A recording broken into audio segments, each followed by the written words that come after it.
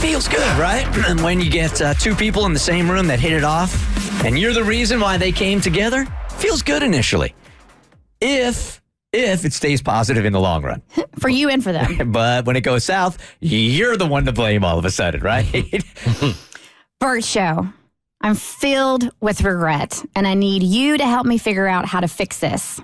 I introduced two mutual friends of mine, and they have now become besties, turning me into the third wheel, if I'm even invited at all.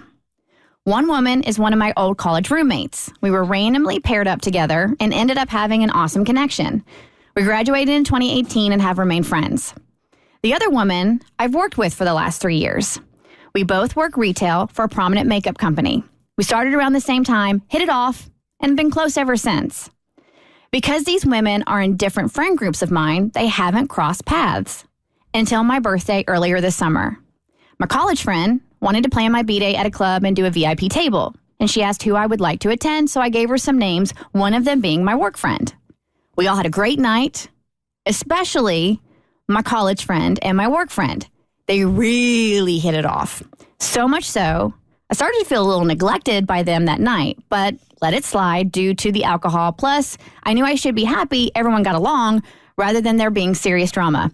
You ever get the nervousness when you're introducing like people from different friend groups of yours and you're like, I just really want everybody to like each other and get along? Yeah, I'm very particular about bringing friend groups together. You keep them separate, don't you?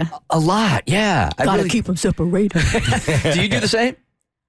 No. No? Yeah, I've meshed and mixed throughout the years. And some have actually remained friends, but nothing ever catastrophic has happened from it. Like, there's never been like a major meltdown or something. Somebody said something offensive and offended somebody else. Right. Because they all are pretty like somewhat like-minded people. So you do the same thing? Very separate. Separate. I try to keep them as separate as possible. Have you ever had a moment where they've gotten to like not be separate? Yes. Well, I brought one of my childhood friends to a work event a few years ago. Hey, I never did that again. I had a party a couple of years ago that most of you guys were at. It was a Christmas party where I brought all the groups together. That's right. Remember that. How'd that go? Yeah, no. Yeah, exactly. Yeah, keep them separate. Got to keep them separated. Yeah. I forgot about that. Yeah. Let's not do that again. Nah. We got different levels of drinkers in my different groups, and bringing those two together was, no bueno. No bueno. All right, so she goes, fast forward, and now I feel like I've been kicked out of the equation. It started with the three of us hanging out to the two of them making plans without me. Listen, I'm not trying to be a brat. My friends can hang out with whoever they want. This one feels different, though. It stings, and it hurts to be left out, especially when I was the one to introduce them. It's such a bummer to be at home by myself on a Friday night and see the two of them living it up in their Insta stories. I'm trying to figure out a way to put a wedge between the two of them, but I'm having trouble coming up with anything. I guess I could talk to them about it, but I'd feel so stupid. I had a hard enough time trying to explain to you guys why I'm hurt. I'm afraid they're going to think I'm acting childish and bratty.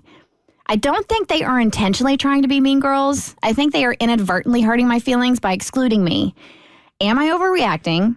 How do I go from the third wheel to the main wheel?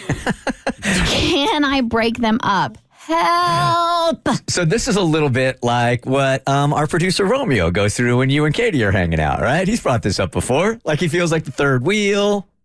Yeah, which I never truly got because I think him and Katie probably hang out more than Katie and I. But yeah, every time I guess the three of us are together because of the history and the chemistry that Katie and I have, he feels like left out sometimes. All right, so let's put you in the same place as this listener. So let's just say you were the one that brought Katie, Romeo together, right? You guys are all hanging out. And then all of a sudden, they become way tighter than with you, right? And now they're going out, they're hanging out, you're on Instagram, you're not getting invited to anything. How are you handling that?